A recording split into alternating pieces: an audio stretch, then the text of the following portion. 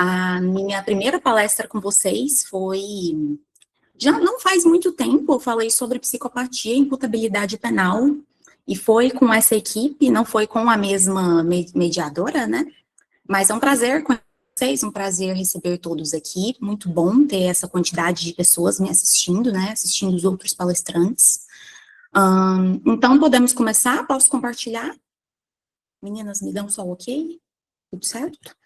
Ok, então vou compartilhar a tela para a gente começar.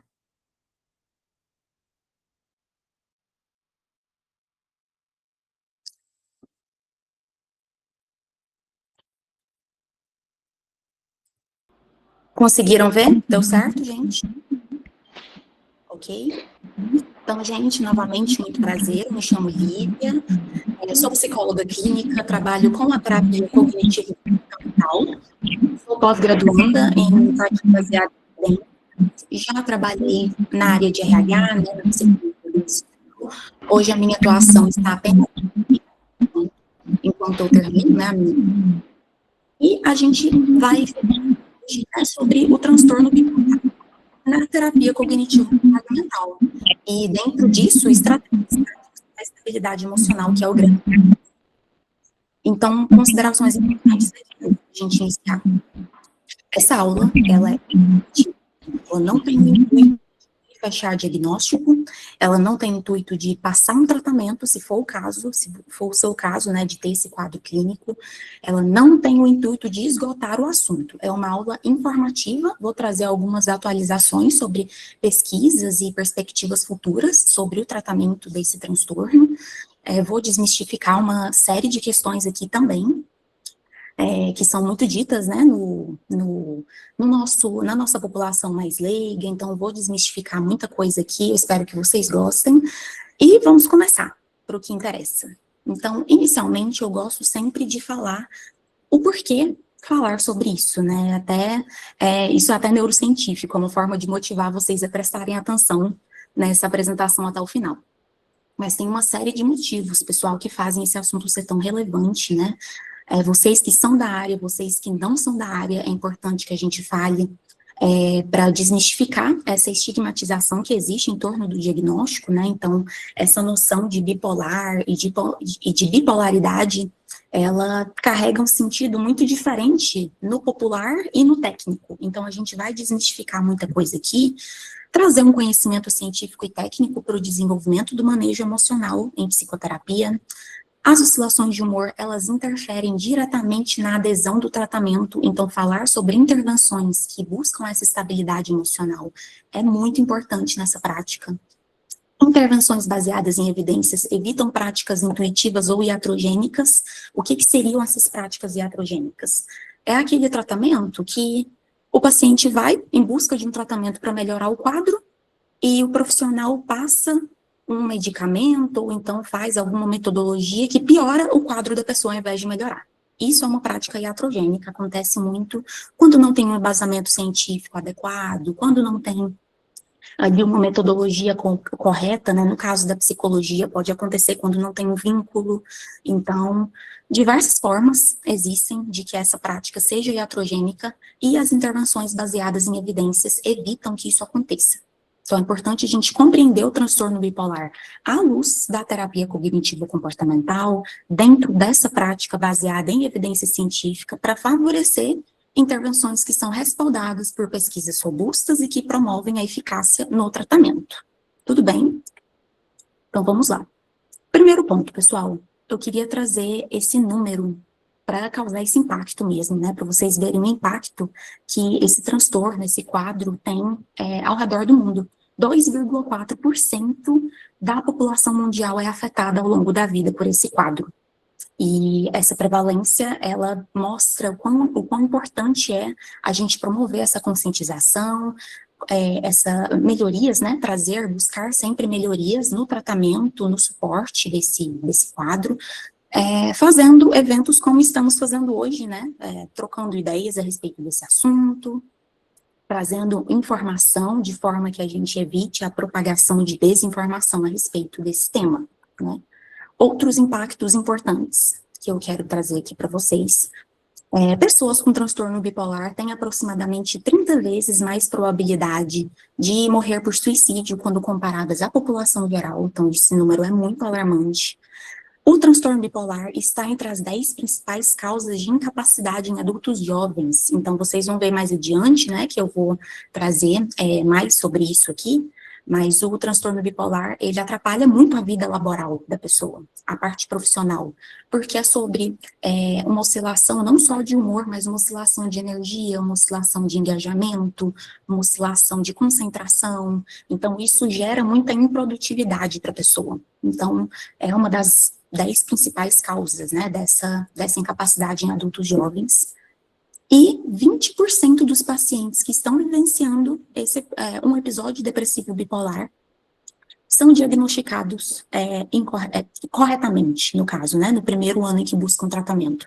Então, tem estudos longitudinais, eles indicam que existem pacientes que demoram 8 anos para serem diagnosticados corretamente com esse transtorno. Então, é realmente muito difícil. As comorbidades também é uma questão que impacta muito nesse erro diagnóstico, e eu vou falar, inclusive, sobre isso já já. Guardem só um tempo. Aqui, os fatores de risco para o transtorno, existe muito o lado genético, né? Então, a parte genética, ela é a maior parte, o maior fator de risco. Então, por isso que é tão importante, quando a gente está lidando com o paciente, a gente perguntar sobre o histórico familiar dessa pessoa. Se alguém da família tinha o diagnóstico, ou tinha suspeita, poderia ter esse diagnóstico, porque a herança genética, ela é muito forte, né? A heredabilidade está em torno de 58%. Então, explorar o histórico familiar é essencial, inclusive é importante até para o diagnóstico diferencial, né, para a gente não se confundir com outros diagnósticos, com outros transtornos. Junto à genética, temos também o ambiente. A gente sabe que o ambiente, junto com a genética, dentro da área da saúde mental, né, é o que possibilita a abertura de quadros. Então, junto com a vulnerabilidade genética, o trauma precoce é um fator significativo para a abertura de quadros de humor. Então, com trauma, a gente pode falar de abuso, de negligência, de bullying, tá? Então, são os 2 maiores fatores de risco. Aqui entramos nos desafios para diagnosticar o transtorno bipolar, que eu já dei uma adiantada, né, nos slides anteriores. Então, a gente tem aqui, em primeiro lugar, o diagnóstico incorreto. É muito comum, a gente vai falar dos episódios de humor em si, que compõem o transtorno bipolar, mas é muito comum que o que gera esse diagnóstico incorreto é a confusão entre os tipos de depressão. Às vezes a pessoa chega com a depressão bipolar, ela está em episódio depressivo bipolar, e o profissional da saúde diagnostica como uma depressão unipolar, a depressão lá do transtorno depressivo maior, né? Como o diagnóstico é errado, a gente dá a medicação errada, muitas vezes, dependendo do nível de gravidade, a pessoa tem que partir para a medicação. Essa medicação pode ser uma prática iatrogênica, por exemplo, pode acabar piorando o quadro do paciente. Então, o diagnóstico incorreto, ele é muito sério, e é um problema muito frequente, né? Sintomas variáveis, então, a apresentação clínica desse quadro, ela é muito diferente, ela varia muito de uma pessoa para outra. Então, se você pega 2 pessoas que têm esse mesmo diagnóstico, a gente sabe que nós da área, né, sabemos que o transtorno bipolar, ele tem várias categorias, eles têm vários subtipos, né, então se você pega 2 pessoas com a mesma categoria no transtorno bipolar, elas vão ter apresentações clínicas diferentes. É muito complexo, é uma área da saúde que, assim, a fronteira entre o mesmo diagnóstico, né, as diferenças que existem no mesmo diagnóstico, ela é muito grande, é um desafio ainda que a gente enfrenta, não só no transtorno bipolar, como nos outros quadros também, né. A estigmatização, que eu também já citei aqui, né, a ideia da palavra bipolar, bipolaridade, né, então as pessoas falam no senso comum, trazem a ideia de que bipolar é a pessoa que muda de ideia o tempo todo, ou que muda de humor, entre muitas aspas, na verdade não é uma oscilação de humor, é uma oscilação emocional, a gente vai ver isso também. Mas a gente tem essa ideia, né? O senso comum, a população leiga tem essa ideia de que bipolar é a pessoa doida que troca de opinião, troca de ideia, troca de humor o tempo todo ao longo do dia. Uma hora tá de um jeito com você, outra hora tá de outro jeito. Então, essa estigmatização também é um problema, mais uma vez, não só no transtorno bipolar, como também em outras condições psiquiátricas, né, em outros quadros psicopatológicos. E comorbidades. Muito comum o transtorno bipolar ser confundido com o transtorno borderline, que é um transtorno de personalidade, né? Muito comum ele ser confundido com TDAH, ele tem ali sintomatologias, existem quadros de humor dentro do transtorno bipolar que podem ser facilmente confundidos com o TDAH. Então, tudo isso é bem só um minutinho, tá? No final eu vou dar esse tempo para vocês tirarem a dúvida e podem anotar as dúvidas, anotar essa troca de ideias, que a gente vai ter esse momento de troca no final. Acabei esquecendo de falar isso no início, mas perfeito. Então é isso. Esses são os desafios maiores, né, para o transtorno, para diagnosticar esse transtorno. E é o seguinte, gente, aqui é importante. Diferenças entre emoções e humor, oscilações de humor e oscilações emocionais. De novo, é o estigma que a sociedade traz, né, sobre a bipolaridade, a bipolaridade popular e não a técnica. Então, aqui eu acho importante a gente trazer a diferença entre esses dois conceitos. Alterações emocionais, gente, são rápidas, são transitórias, elas podem mudar ao longo do dia, e inclusive essa labilidade emocional, essa oscilação emocional, ela é benéfica, ela é importante, ela permitiu que a nossa espécie se perpetuasse ao longo do tempo. Ela é essencial, constrói um repertório comportamental para nós, né? E são elas que constituem essas mudanças que a gente tem ao longo do dia. Então, o que as pessoas chamam de bipolaridade é uma oscilação emocional que todo mundo passa. Então, é normal, é esperado e é saudável que, vez ou outra, você acorde triste, você acorde mais cabisbaixo, você fique feliz ao longo do dia, acontece algum outro episódio que te deixa com raiva, depois você fica feliz de novo. Nós somos sensíveis às consequências dos nossos comportamentos, nós somos sensíveis ao meio ambiente que nos cerca, então é importante que a gente tenha respostas o tempo todo, né? Respostas emocionais, comportamentais e cognitivas ao ambiente que nos cerca. Então, isso são alterações emocionais. Agora, a alteração de humor é a perpetuação da alteração emocional. Então, é você ficar triste, mas você vai ficar triste de forma crônica, por muito tempo, muitos dias, muitas semanas, muitos meses. É você ficar eufórico por muito tempo, né?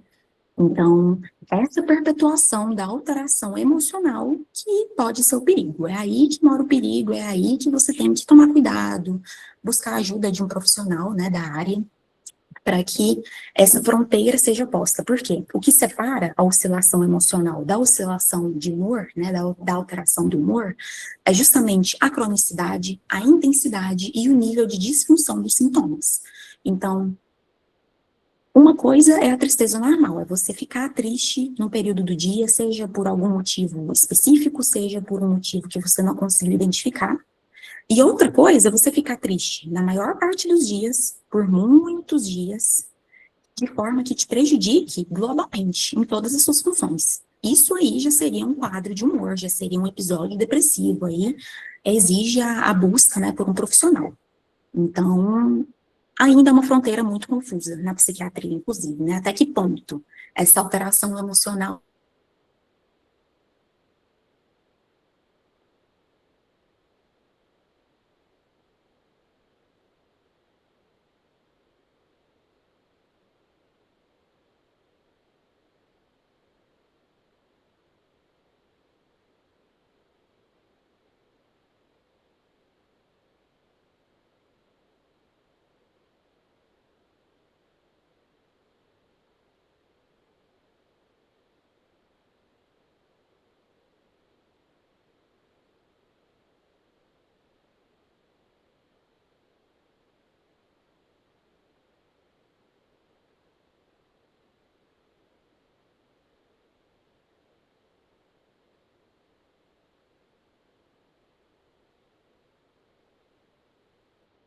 Lívia, tá. Tá sem som.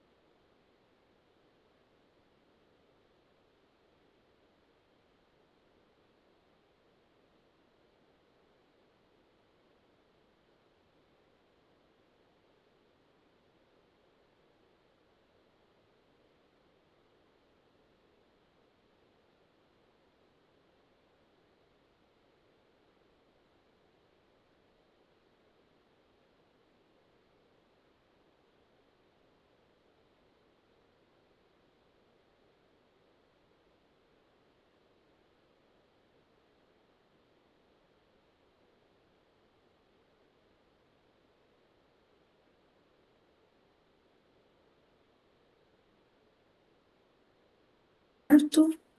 Ouvindo? Testando? Certo? Ok. Então, ainda, essa fronteira, ela ainda é muito confusa na psiquiatria, gente. Até que ponto essa alteração emocional pode ser prejudicial, né? Então, isso ainda, claro que as pessoas mais indicadas para essa diferenciação é justamente o profissional, né, da saúde mental, mas ainda assim, na psiquiatria, isso ainda é muito confuso, não é igual em outras áreas da medicina, né, exceto na psiquiatria, que você pode fazer um exame e confirmar um diagnóstico, por exemplo. Aqui não, a gente tem escalas, nós temos questionários, nós temos entrevista clínica, mas tudo isso é muito impreciso ainda, né, até certo ponto. Então, a gente pode procurar entender esses dois conceitos por meio de uma metáfora interessante. A emoção, ela seria como o tempo. Então, pode mudar várias vezes no dia, pode amanhecer chuvoso, à tarde ficar ensolarado, à noite esfriar novamente. Isso seria a emoção. O humor seria o clima. Então, qual que é o clima do Brasil? Nosso clima é tropical. Mas aqui pode chover? Pode. Aqui pode fazer sol? Pode. Né? Então, aqui pode ventar, pode ficar nublado, pode fazer um sol de rachar? Pode. Então, é uma metáfora interessante para a gente entender, porque o clima, ele é um padrão predominante de uma região, né? Ele perpetua por muito tempo. A emoção já é o tempo, que pode mudar várias vezes ao longo do dia, né? E de forma rápida, inclusive. Então, vamos lá. Entendendo esses conceitos, gente, agora vamos entrar no transtorno bipolar. Não vou falar desse quadro de forma tão detalhada, tá? Porque aqui o foco maior é nas intervenções, mas eu vou passar por cima. Não sei por que o tipo 1 já apareceu aqui, mas enfim. Então vamos lá, gente. O transtorno bipolar, ele é um transtorno psiquiátrico que se caracteriza por oscilações de humor, não é de emoção, é de humor. Agora vocês já sabem, estão treinados para falar para a família de vocês ali no almoço do domingo. E eles alternam entre episódios de mania ou hipomania e depressão. Então, impactam severamente a vida pessoal do paciente, a vida laboral, a vida social desses indivíduos que têm esse diagnóstico. E no transtorno bipolar, assim como em vários outros quadros do DSM, né, que é o nosso manual diagnóstico e estatístico de transtornos mentais, para quem não é da área, o DSM, é por lá que a gente consulta os diagnósticos. É por lá que a gente consegue olhar a sintomatologia dos quadros e diagnosticar uma pessoa. Então, aqui no transtorno bipolar, nós temos várias categorias, nós temos vários subtipos, mas eu trouxe os 3 principais para expor aqui para vocês. Vocês podem consultar os outros no DSM, esses aqui são os mais importantes, né, de serem ditos. E a gente começa pelo tipo 1. O transtorno bipolar do tipo 1, ele é caracterizado pela presença de pelo menos um episódio maníaco ao longo da vida, que pode ou não ser acompanhado por um episódio depressivo. Então, seria aquela pessoa, aquele paciente, que ele alcança a mania e ele alcança a depressão. Ele alcança os dois polos. Claro que não de um dia para o outro, não é uma coisa assim, ao longo do dia ele alcança os dois polos. Não, gente, o humor, como eu disse no slide anterior, ele é longo, né? A perpetuação dele é mais longa, então a oscilação, ela dura dias, pode durar semanas, pode durar meses, mas a pessoa, ela pode alcançar esses dois polos, certo? O tipo 2, ele é caracterizado quando há pelo menos um episódio hipomaníaco e um episódio depressivo ao longo da vida. Então, o hipomaníaco, ele é mais brando do que o maníaco. Deixa de ser grave? Não. Deixa de ser disfuncional? Não. Ele só é mais brando, tá? Por isso que é hipo, né? Hipo é menos, hiper é mais. Então, o hipomaníaco é mais brando que a mania. E um episódio depressivo ao longo da vida. E o ciclotímico, ou a ciclotimia, também conhecida como ciclotimia, que é caracterizado por esse quadro crônico de oscilação. Então, a pessoa, ela cicla mais entre um e outro, ela tem sintomas hipomaníacos, ela tem sintomas depressivos, mas ela não fecha diagnóstico para nenhum desses episódios. Ela não fecha diagnóstico de episódio depressivo, ela não fecha diagnóstico para mania, nem para hipomania, mas ela tem sintomatologias que ficam oscilando, pelo menos no período de 2 anos. Então, são esses os 3 principais. O ciclotímico, não se enganem, ele é muito disfuncional para a pessoa, tá?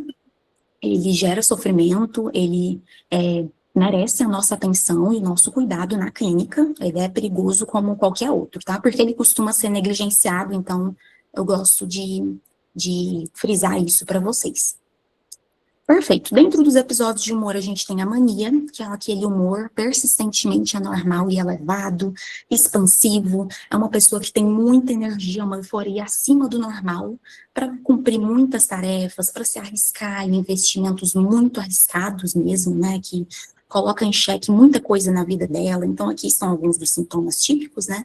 Autoestima inflada, a pessoa pode até delirar, né, ter delírio de grandiosidade. Então a mania, ela pode ter psicose, ela pode exigir hospitalização, ela é muito grave, ela tem duração mínima de 1 semana, e dentro desses sintomas eu queria destacar essa redução da necessidade de sono. Não é a mesma coisa que insônia, gente. A redução da necessidade de sono, a pessoa, ela tem, literalmente, ela tem uma redução da necessidade de dormir e acordar bem. Então, é o tipo de pessoa que dorme 3, 4 horas à noite e no dia seguinte funciona normalmente, tá super produtiva, acorda cedo, faz um monte de coisa. A insônia não, a pessoa não dorme e ela sente o prejuízo, ela sente no dia seguinte. Aqui não, aqui na redução dessa necessidade, a pessoa, ela funciona normalmente. Essa pressão para falar, fala mais rápida, mais urgente, fuga de ideias, pensamentos acelerados, essa distratibilidade aumentada, que é a dificuldade do foco, quando a gente confunde com o TDAH, é um sintoma muito parecido com o TDAH, agitação psicomotora também. Então, é aquela pessoa que está muito ligada o tempo todo, gastos excessivos, comportamentos impulsivos, decisões importantes que elas tomam sem considerar as consequências.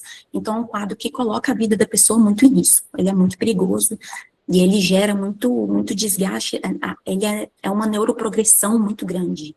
Então, neurobiologicamente faz mal para a pessoa, né? Ela vai ter prejuízo demais na neurobiologia cerebral dela. Aqui na depressão, é a mesma depressão que a gente estuda lá no transtorno de humor, lá nos transtornos depressivos, na depressão maior, né?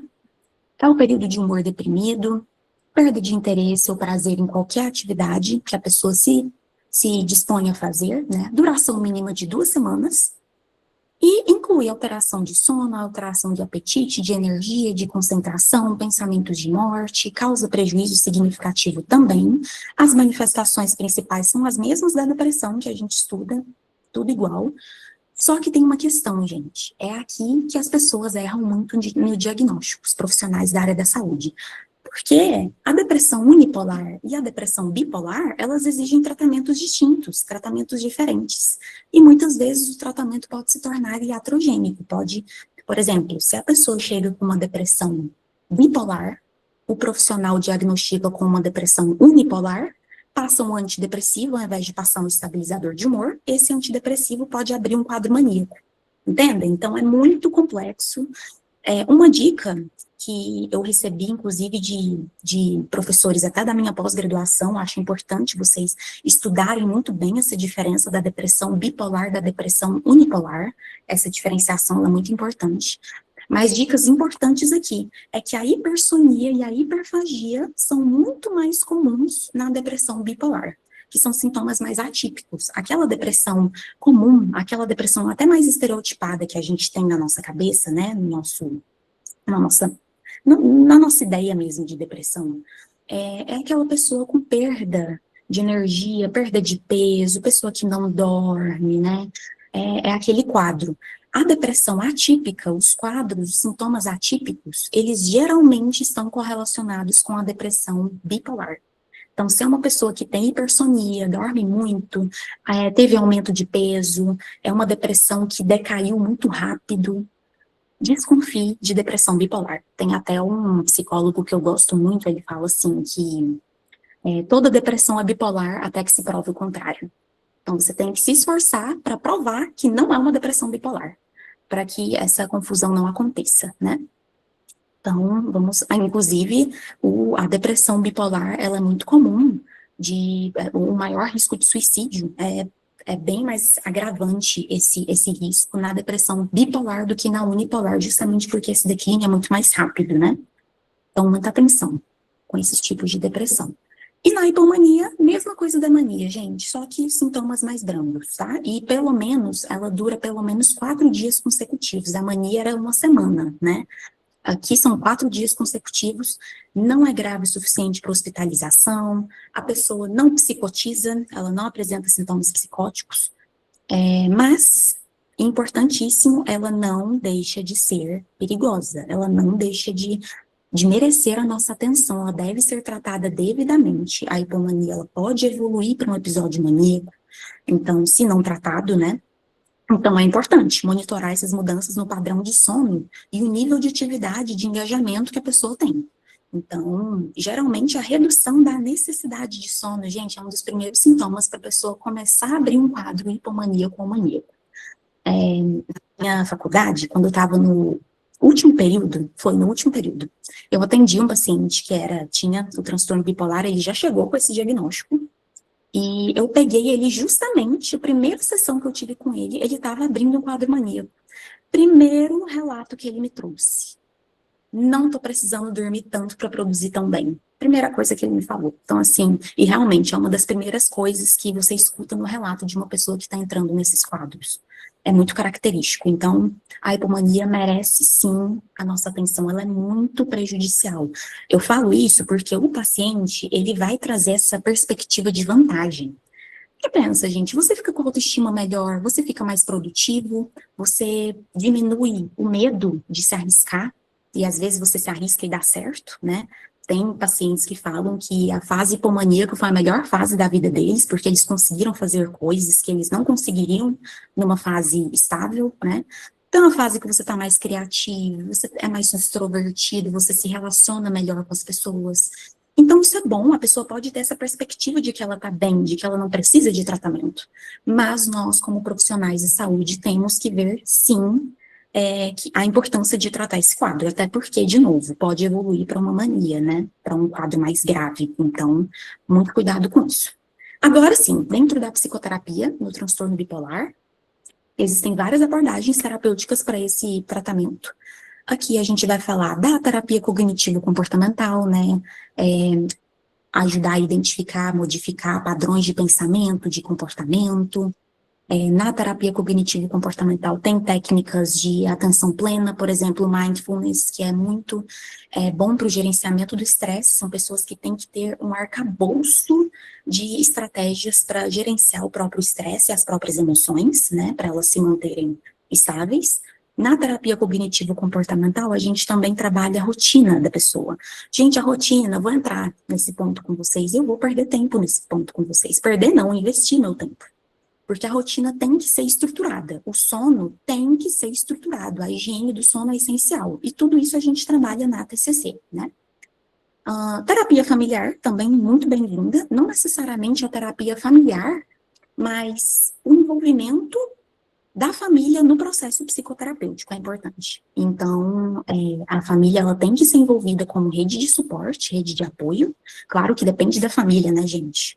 Com certeza, cada caso é um caso. Mas a família, ela pode ser uma rede de apoio, ela pode ser um suporte e ela pode ser um auxiliar muito grande no nosso processo, porque a gente não está com o paciente o tempo todo. A gente tem ele uma vez na semana, né? A família tem ele lá no convívio diário. Então, pode ajudar ali a monitorar os gatilhos, evitar gatilhos de estresse, gatilhos para abertura de quadro de humor. A família pode ajudar na própria, como uma rede de apoio mesmo, pode ajudar na administração medicamentosa, se for o caso desse paciente, na rotina, na estruturação da rotina. Então, ela pode ser um grande auxiliar no processo, tá? E grupos de apoio também, né, pessoas que se juntam, né, para oferecer esse suporte mútuo, compartilhamento de experiências, mas com uma condição importante, esses grupos de apoio, é importante que eles sejam liderados por um profissional da área, tá? Porque tem grupos de apoio que os próprios integrantes, os próprios membros são os que lideram, né? E aqui é importante ter um profissional da área para que nenhuma desinformação seja propagada, para que fique tudo, para que dê tudo certo, as pessoas sejam devidamente orientadas. Agora, dentro das estratégias do manejo, dentro do manejo do transtorno bipolar, importante esses 4 pilares, gente, muito importante, tá? Adesão ao tratamento. Gente, esse paciente, mais do que nunca, ele tem que ter uma adesão muito grande, muito clara. Por quê? Vamos lá. Para os que não são da área, a fase de eutimia, o período eutímico do paciente bipolar é quando ele está estável. É quando ele não está nem mania, nem hipomania e nem depressivo. Ele está estável.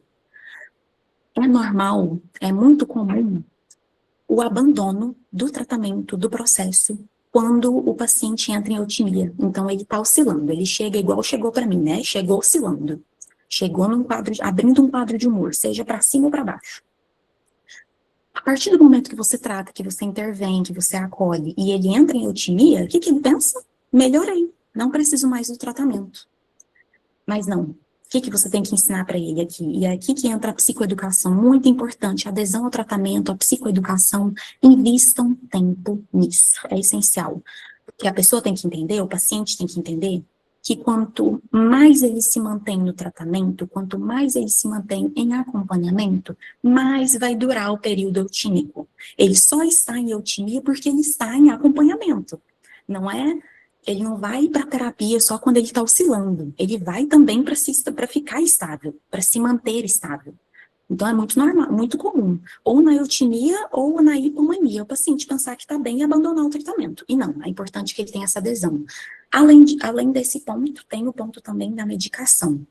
Gente, medicamentos para o transtorno bipolar, todos têm efeitos colaterais, mas o transtorno bipolar, ele tem efeitos colaterais muito aversivos.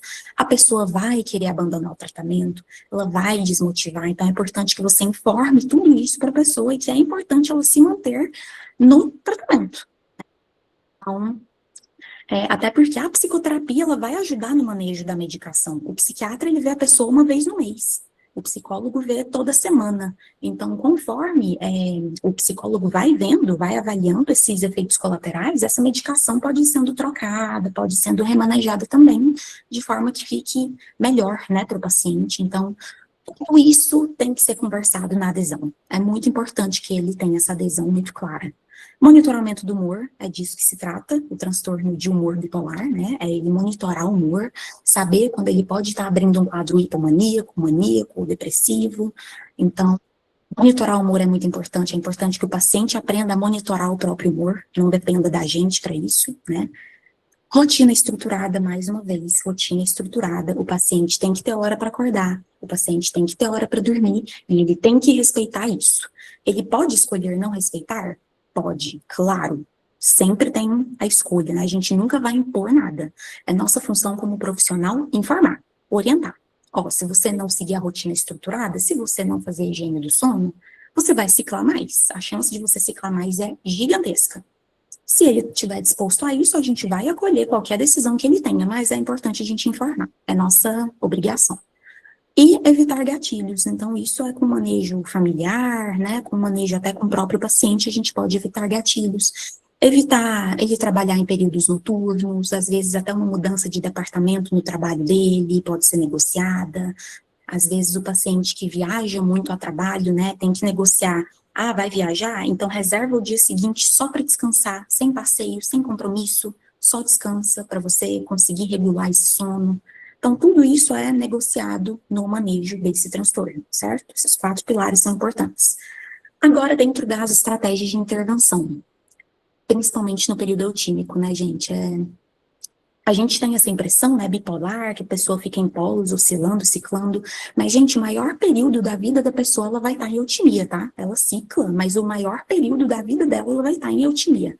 Mas é aquela coisa, quanto mais a pessoa ciclar, mais ela vai, como eu posso dizer isso? Quanto mais a pessoa deixar a ciclagem acontecer, ela deixar os quadros de humor abrirem, né? Ou seja, quanto mais ela ciclar e não buscar tratamento, mais ela vai ciclar ao longo da vida, porque o nosso cérebro é plástico. Então, ele vai aprendendo a ser bom naquilo.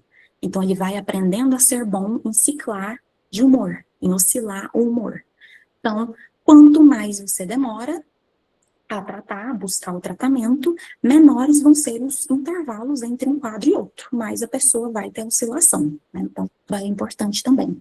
E aí, no período eutímico, faça essa psicoeducação, eduque pacientes e familiares, amigos, sobre o transtorno bipolar, sobre o modelo cognitivo do transtorno, explica sobre o tratamento, explica sobre a medicação e os efeitos colaterais, explica que ele tem que se manter em tratamento mesmo na eutimia, mesmo na hipomania, explica os episódios que ele pode ter, né, porque às vezes a pessoa nem sabe do que se tratam esses episódios, e diminuir o estigma, né, essa ideia de bipolaridade que é tão perpetuada na sociedade, a gente diminui esse estigma na psicoeducação.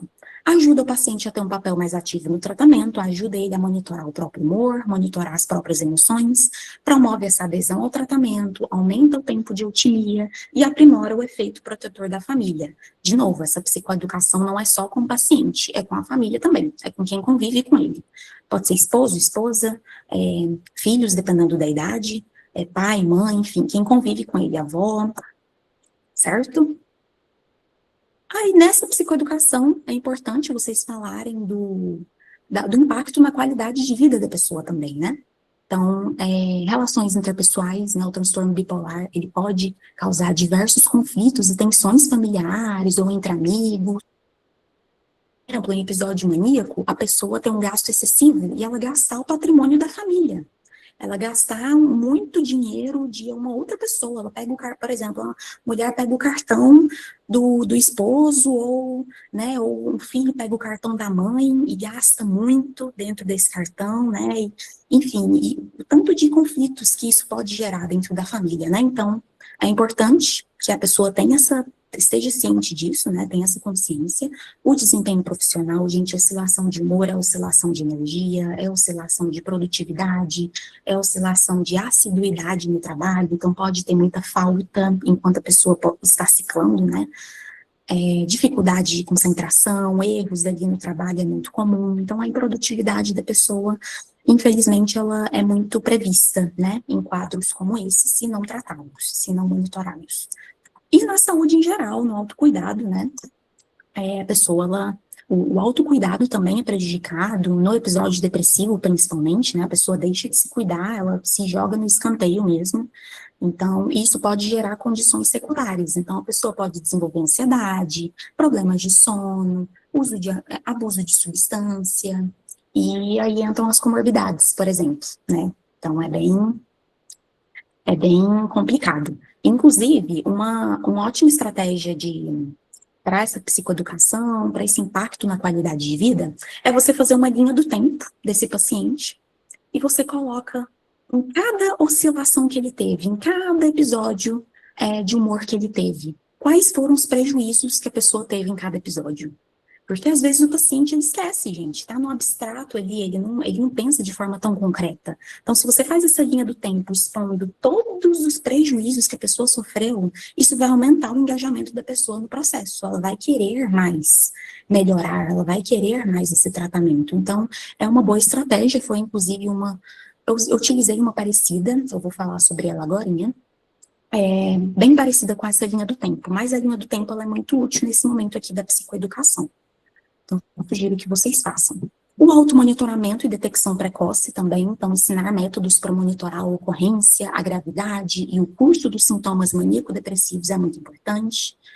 Detectar esses sintomas precocemente pode evitar recaída, pode evitar uma ciclagem maior, né?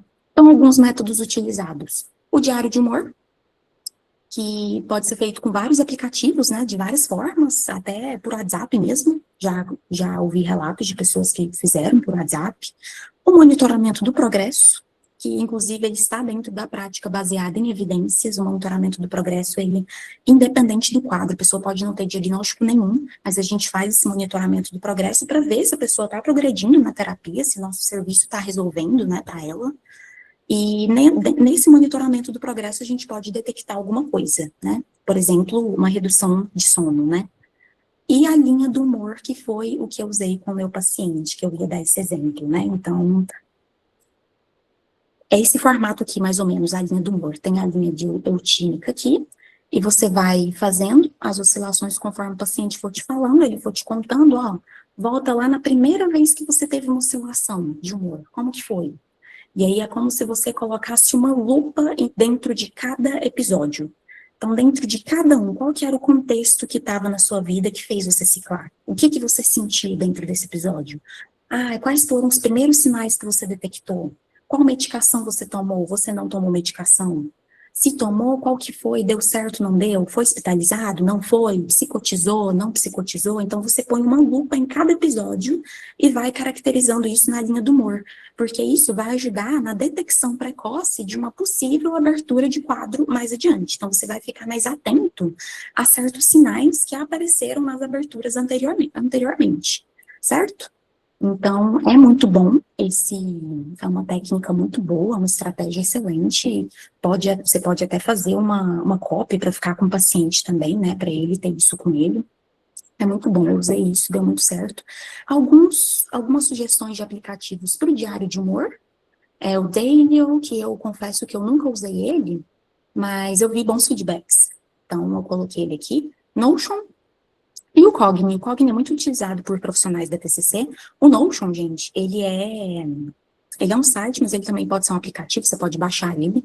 E você pode fazer, eu adoro o Notion, ele é útil para muita coisa, né? Mas vocês podem usar, fazer uma tabelinha para cada paciente, e aí você compartilha o link com o paciente, ele baixa o Notion no celular dele, e, e aí vocês compartilham o link com a tabelinha, e a pessoa pode colocar, você pode colocar as colunas, né, do que monitorar, do sono, do humor quando ele acorda, do humor quando ele vai dormir, e aí o paciente preenche lá todos os dias, então ele é muito bom.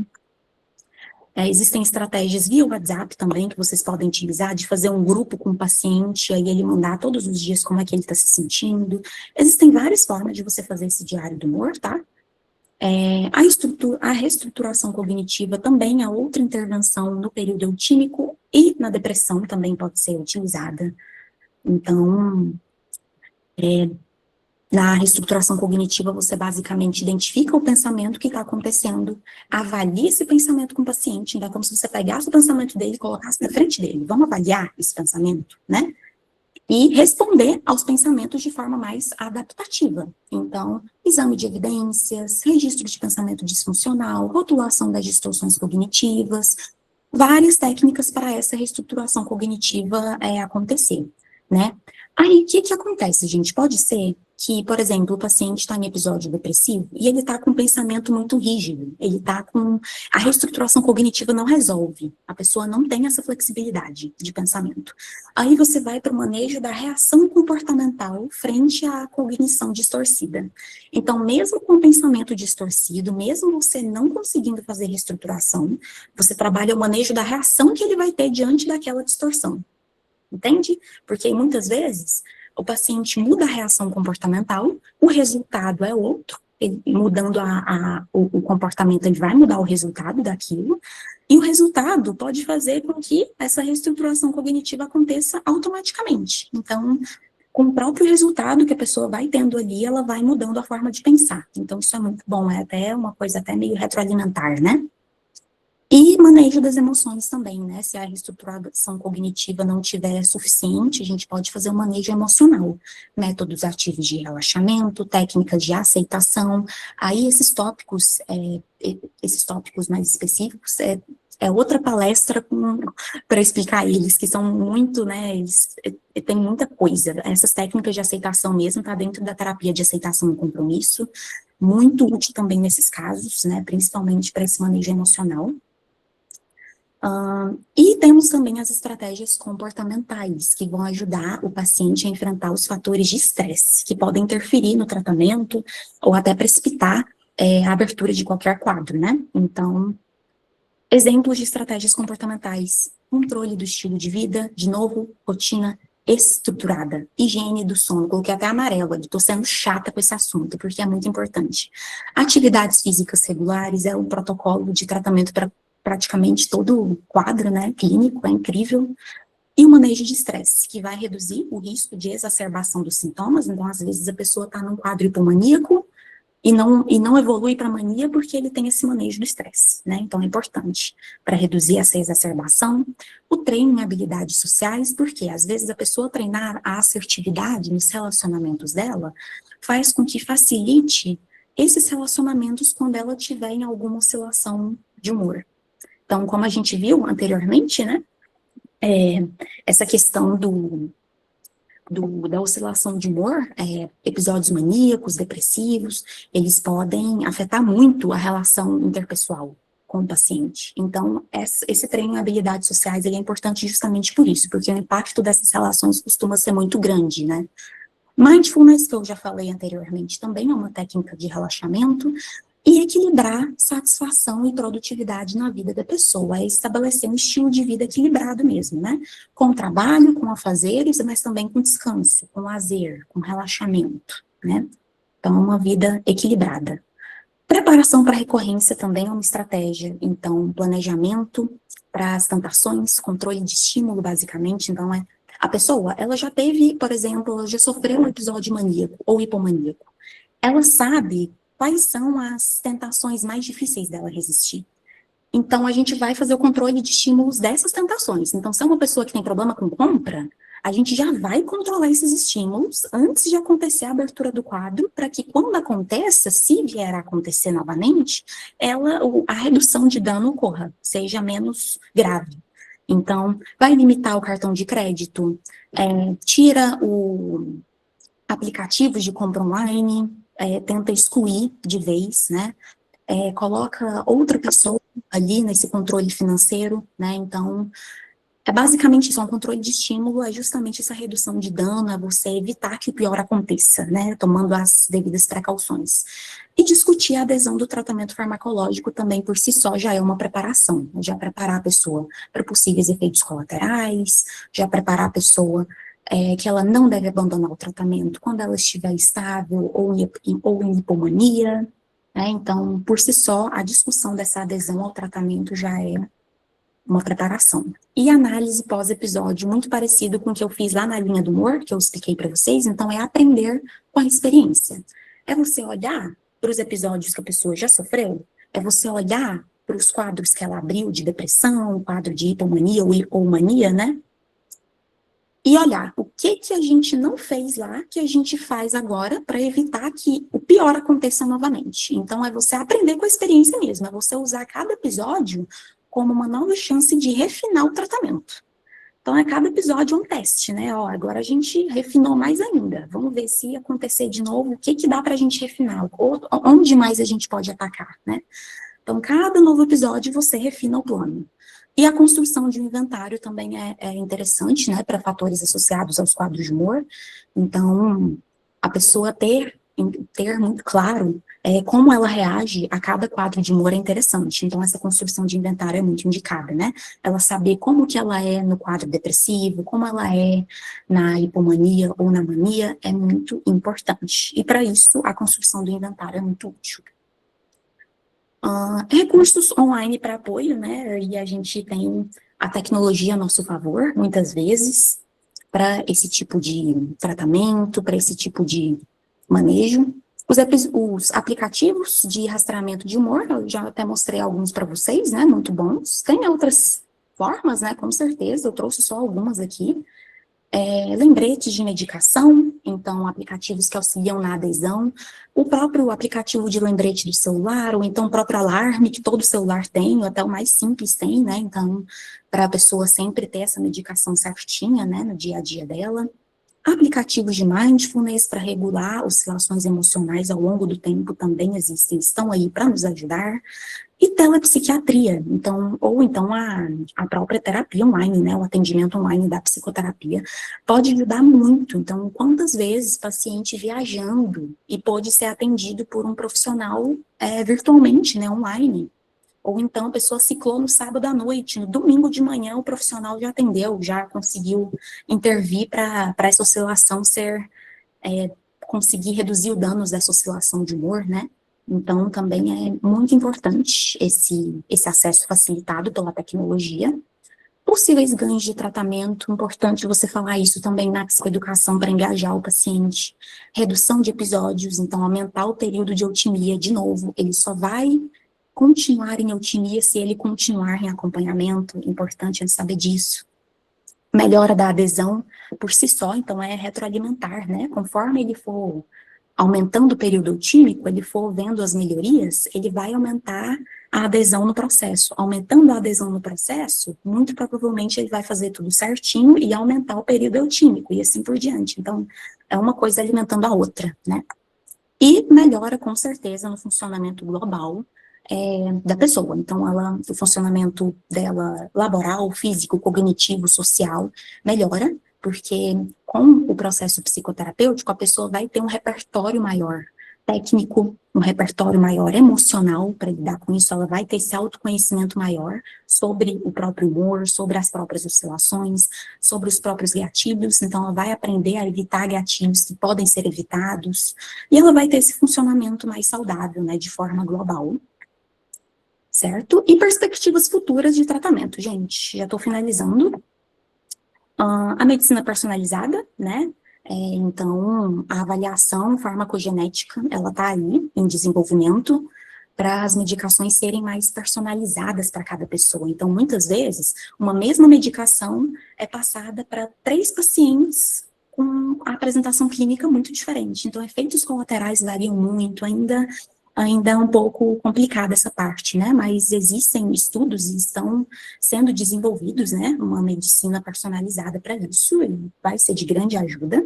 A neuromodulação, então a estimulação magnética transcraniana, né, um aparelhinho que você usa no consultório, não sei quem aqui já viu, no Instagram, principalmente, que tá muito em alta. Atualmente, essa neuromodulação é muito utilizada para tratar TDAH, mas se chegar, né, a desenvolverem, estão desenvolvendo, está em estudo, desenvolverem a neuromodulação para transtornos bipolares, isso seria ótimo, né, a neuromodulação traz muitos benefícios, ela é indolor, ela é um procedimento sem sedação, então traz muitos benefícios para o TDAH, por exemplo, então se acontecesse a mesma coisa com bipolar seria ótimo, e tem estudos aí avançando em relação a isso. E biomarcadores, que seria ótimo a gente descobrir, né, a gente identificar indicadores biológicos para o diagnóstico precoce, porque o diagnóstico precoce gera uma intervenção mais eficaz, porque quanto mais cedo você intervir, maior a chance de sucesso, né, o tratamento vai ser bem sucedido, se ele for intervido antes. Quanto menos a pessoa ciclar, melhor, né. Então, biomarcadores também estão sendo desenvolvidos, a genética está sendo estudada, a gente sabe, né, que a genética dentro dos transtornos psiquiátricos ainda um pouco incerto, né, na verdade, não existe uma causa e uma causa que gera o transtorno, é multifatorial, é uma série de fatores que juntos desencadeiam na abertura de um quadro, né, então. Mas os biomarcadores estão aí também em estudo, estão também sendo desenvolvidos, tá? Considerações finais, o transtorno bipolar é uma condição muito complexa, mas com tratamento adequado e suporte, muitas pessoas conseguem viver de forma saudável, de forma produtiva e satisfatoriamente. Então, você olhar a qualidade de vida desse sujeito, você cuidar da qualidade de vida dele, cuidar do bem-estar, cuidar dessa vida equilibrada entre lazer e produtividade, cuidar da rotina desse sujeito, cuidar da rede de suporte que ele tem, né? Então, você psicoeducar a família, sempre incluir a família e os amigos no tratamento. E, por fim, você cultivar hábitos saudáveis, a nutrição também é muito importante, eu não falei aqui, mas a nutrição, a prática de atividades físicas que eu falei, né, o sono, hábitos saudáveis, a evitar a ingestão de álcool, qualquer ingestão de álcool possível de ser evitada, melhor, porque vai permitir que essa pessoa se mantenha mais estável. Então, esses 3 pilares sendo observados e sendo cuidados devidamente pelo psicólogo, pelo psiquiatra, pelo nutricionista, quanto mais profissionais a gente envolver nisso, melhor, né? O tratamento multidisciplinar, ele é muito bem-vindo, se a pessoa tiver condições, e isso tudo vai permitir com que o paciente com esses transtornos tenha uma vida que vale a pena ser vivida, né? Mas, no mais, é isso, pessoal, que eu tinha que falar para vocês, foi bem no tempo, muito obrigada. Aqui eu abro espaço para troca de ideia, possíveis questionamentos, dúvidas, se eu tiro as dúvidas de vocês, né? Mas a gente pode abrir, né, meninas? Já temos uma mãozinha levantada. Hans, diga, pode falar. Boa tarde, pessoal. Tudo bem? Meu nome é Hans, eu estou no segundo período aí de psicologia. Eu vim de uma parte mais de exatas, né? Vim lá de física, e eu não entendo muito bem esses conceitos da psicologia, porque acaba que eles são de humanas, né? Não são tão exatos assim quanto qualquer outro problema que a gente resolve em física e tudo mais. Teve uma parte que você falou sobre que o transtorno bipolar ele é muito diferente do transtorno de borderline, né? Você falou ali sobre que é um transtorno de personalidade. Eu não consegui entender muito bem a diferença ali do transtorno de personalidade para o transtorno bipolar, né? Conceitualmente ali a diferença. Perfeito, Hans. Hans, seria uma outra palestra para falar do transtorno borderline, mas a diferenciação dos dois, principal, para você entender ali, né, basicamente, o transtorno bipolar, ele é um transtorno de humor. Ele acontece, ele aparece em determinados ambientes, perante determinados gatilhos, ele oscila, né? Então tem esses episódios aí, maníaco, hipomaníaco, depressivo, ele é um transtorno de humor. O borderline, ele é um transtorno de personalidade. Então pensa, a sua personalidade, ela se mantém em qualquer região da sua vida, em qualquer área da sua vida. Se você está no trabalho, se você está com os amigos, se você está em casa. Então, é um transtorno mais global, é um transtorno que vai aparecer e que você vai reagir diante do ambiente em qualquer situação. Ele está com você o tempo todo. E o transtorno borderline, ele é mais parecido, assim, de forma bem básica, ele é mais parecido com esse estereótipo que a palavra bipolar traz no senso comum. Então, a pessoa, ela é mais explosiva, ela tem oscilações de forma mais rápida. Agora, o transtorno de humor, não. O bipolar, por exemplo, as oscilações dele são mais lentas, né? Ele tem a oscilação do humor, por si só, ela é mais gradual. Então, o borderline, ele pode ser mais explosivo, ele pode ser mais impulsivo. A apresentação clínica deles tem semelhanças, então gera muita dificuldade, mas aí é que tá. Você tem que avaliar a personalidade do indivíduo. Ele é assim em todas as áreas da vida dele, independente da situação, ou ele é assim, acontece mais, esses episódios, eles oscilam diante de determinados contextos. Como que é isso? Deu para entender essa diferença? Então, é basicamente isso. Perfeito. Basicamente isso. Ótimo. Camila, pode falar. Boa tarde, Lívia. Boa tarde, pessoal. Muito boa palestra. Eu acho que, complementando aí, eu queria que você falasse mais desses fatores de risco ambientais aí. Você começou falando dos gatilhos, né? Sim, perfeito. Camila, é o seguinte, os fatores de risco ambientais, eles unidos com uma vulnerabilidade genética possibilitam mais uma abertura do quadro. Então, se, por exemplo, uma pessoa que já tem um histórico familiar de uma pessoa que tem transtorno bipolar na família, ela tem esse histórico. E aí ela convive num ambiente estressogênico, ansiogênico, um ambiente aversivo. Essa convivência no ambiente aversivo faz com que oscilações emocionais possam se tornar oscilações de humor, principalmente diante dessa herdabilidade genética, principalmente diante dessa vulnerabilidade genética. Então, é muito mais provável a pessoa sem nenhum histórico familiar com borderline.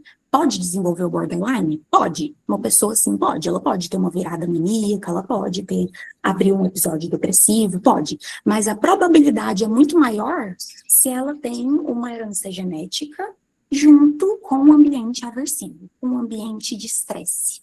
Porque o ambiente de estresse, ele vai afetar a emoção da pessoa. A emoção, a perpetuação dessa emoção, que vai se tornar na oscilação do humor, ela vai acontecer se essa pessoa ainda ficar nesse ambiente, se ela ainda tiver contato com esse ambiente aversivo, entende? Então, o ambiente, ele é muito importante, o ambiente, ele é crucial, gente. A pessoa pode ter a vulnerabilidade genética, mas se ela não tiver um ambiente estressante, se ela não tiver contato com traumas, contato com ambientes extremamente estressantes, ela não abre quadro nunca. Então, o ambiente, ele é muito importante. Ele diria até que ele é mais importante do que a genética, porque o ambiente, ele pode ainda fazer a pessoa não abrir o quadro. Ao mesmo tempo que o ambiente, aí depende da qualidade desse ambiente, ele pode fazer a pessoa com a genética não abrir o quadro, e ele pode fazer a pessoa sem a genética abrir o quadro. Olha o tanto que ele é forte, né, a influência do ambiente nisso. Então, espero que eu tenha sido clara, que tenha dado para entender melhor, né, como que acontece isso. Eu vi que suas palminhas, então deve ter ficado claro. Franciele, pode falar. Oi, tá me ouvindo? Sim, tô te ouvindo, pode falar. Então, gostei muito da palestra, viu? Parabéns, foi muito bom. Eu vou começar meus estágios clínicos esse semestre, e aí eu já tô com um paciente também. Obrigada. Meus parabéns. Eu tô com um paciente com transtorno do humor bipolar, e eu fiquei pensando muito em qual estratégia utilizar quando ele está em episódios de depressão. Por exemplo, como não querer tomar banho, não tomar medicamento, né? Porque isso pode ocorrer nesses episódios. E qual seria a melhor condução, assim, do psicólogo nessa situação? Perfeito, Franciele. Primeiramente, boa sorte, tá? Com esse manejo. Eu peguei o transtorno bipolar também nos meus estágios. Desafiador, mas é muito bom, assim, trouxe muito enriquecimento. Para o episódio depressivo, Franciele, claro que vai depender muito do seu caso. É importante que você leve o seu caso para a supervisão, porque a sua supervisora vai ter contato com mais detalhes do caso do seu paciente, né? Então, pode ter ali algumas considerações que tornem essa prática que eu vou sugerir não tão adequada. Mas, no geral, o padrão ouro para depressão... Gente, cuidado com os microfones, tá? O padrão ouro para tratar a depressão, além dessa reestruturação cognitiva que eu citei nos slides, né? É uma boa forma de você questionar, avaliar os pensamentos desse paciente, né? Mas se essa reestruturação cognitiva tiver ainda muito difícil, ele tiver ainda com uma mentalidade muito inflexível, muito resistente, o padrão ouro para depressão é a ativação comportamental. É colocar o paciente para agir, é colocar ele para fazer as coisas. Por quê? Isso tem uma explicação neurobiológica. Eu vou ser bem sucinta aqui, tá, gente? Me perdoem no quão básico eu vou explicar. Mas o nosso cérebro, ele tem diversas áreas, e tem uma região que chama rede de modo padrão. A rede de modo padrão, estudos indicam, tá? Estudos mostram, isso já está comprovado na ciência, que a rede de modo padrão, ela se ativa quando a pessoa está deprimida. O que é essa rede de modo padrão? Sabe quando você está parado, olhando para um ponto, sem pensar em nada? Você está totalmente introspectivo, você não está engajado em nenhuma atividade, você não está concentrado em nenhuma coisa externa, você está totalmente para dentro. Esse nosso estado é ativado pela rede de modo padrão. Ela está superativada, ela está hiperativada na depressão. A ativação comportamental, ela vai gerar a redução dessa rede de modo padrão. Então, a pessoa, o que significa isso na prática? Ela vai tirar Ela vai tirar a atenção de dentro, ela vai tirar essa introspecção e ela vai voltar a atenção dela para o que está externo. Então, é engajar ela em atividades externas, é engajar ela em atividades cotidianas. Mas como a pessoa está em transtorno depressivo, em episódio depressivo, né, é importante que esse engajamento seja feito devagarinho. É você quebrar uma grande ação em ações pequenininhas diariamente. Então, você não vai pôr a pessoa para correr 30 minutos, entendeu? Não. Você não vai pedir para ela escrever uma redação todo dia, não.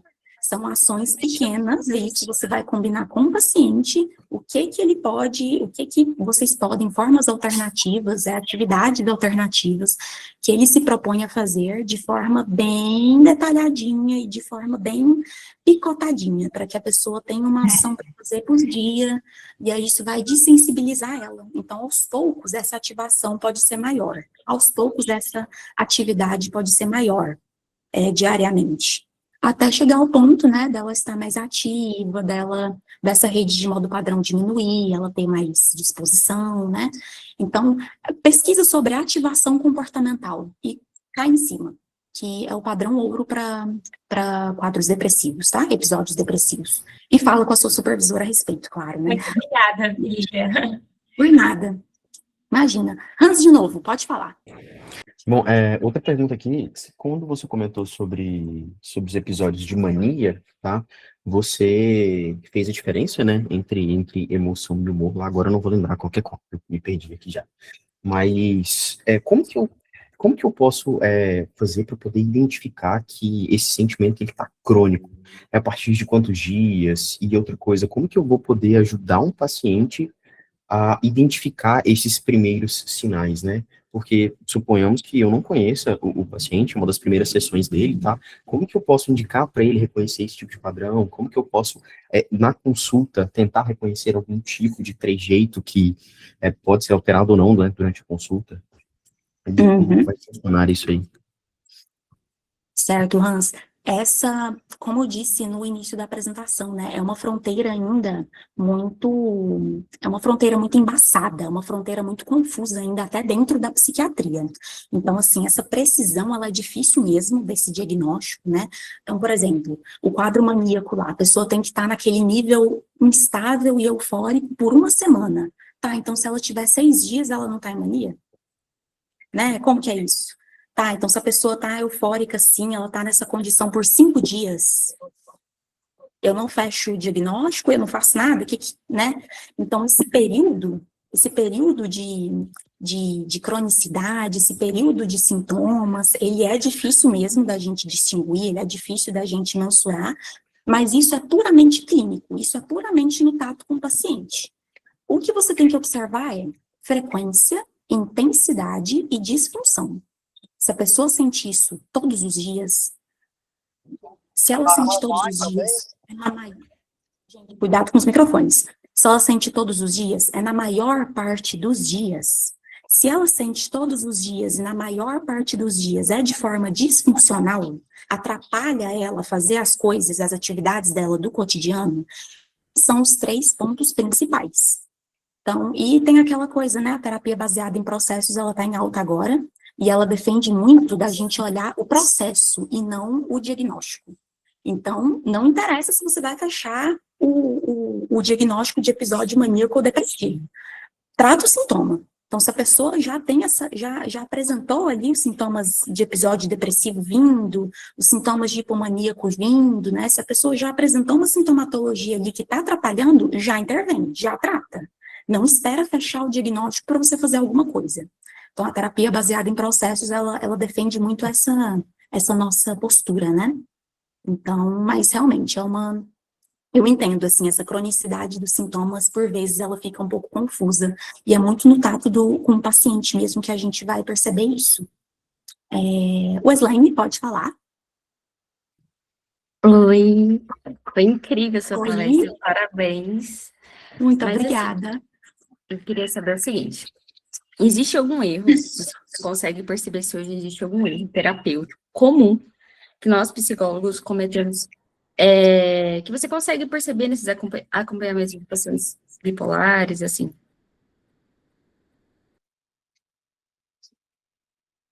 Coisa que Acontece desses pacientes bipolares é muito a sua conduta diante da própria oscilação do humor. Por quê? O que que acontece? Muitas vezes, a pessoa está em episódio hipomaníaco ou um episódio depressivo, e a postura de muitos psicólogos é, vamos tratar, você está doente, você acabou de abrir um quadro que te adoeceu, vamos tratar isso, você precisa ficar aqui para você melhorar, para você sair desse quadro doentio. E não, a coisa é você pegar as evidências, é você pegar a linha do humor, é você pegar o diário do humor, é você pegar os sintomas que a pessoa tem relatado nas últimas sessões e falar, você não acha estranho que você está dormindo menos? Olha, você percebeu um nível de produtividade um pouco maior? Você percebeu o tanto que você está mais acelerado comigo nessa sessão? O que pode estar acontecendo? Você tem se sentido muito assim? Como que tem sido isso? É a própria abordagem, é o próprio tato.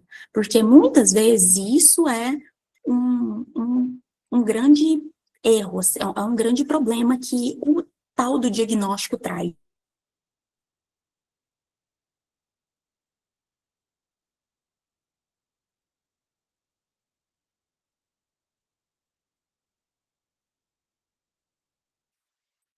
Então, é o que muitas pessoas falam que diagnóstico é muito ruim e tudo mais, e tem essas críticas contra o diagnóstico, porque é justamente isso. Chega o clínico, chega o psicólogo, e ele vai querer tratar o diagnóstico. Ele trata o diagnóstico, a pessoa, como se ela fosse o quadro em si. E não é, falta esse tato. Eu acho que falta esse tato, é esse tratamento personalizado. Então, não é você escancarar, nossa, você está em mania, você está em episódio de hipomania,